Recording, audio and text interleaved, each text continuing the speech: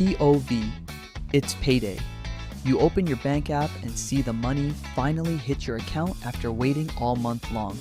Yes, finally. Time to treat myself after all that hard work this month. I deserve this so much.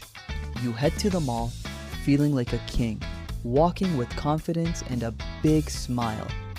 This shirt is fire. These shoes look amazing on me. And that new gadget I don't really need, but I want it right now. It will make me happy for sure.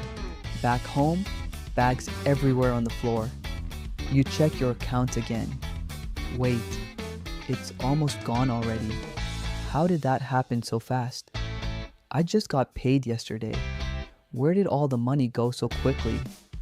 Then the bills start hitting one after another like a nightmare. Rent is due next week. Food delivery charges from last week. Those random subscriptions I forgot about. Why did I buy all this stuff I don't need? This is bad. You sit on the couch feeling stupid, staring at the ceiling, wondering why you're like this every single time. Why do I keep doing this to myself over and over?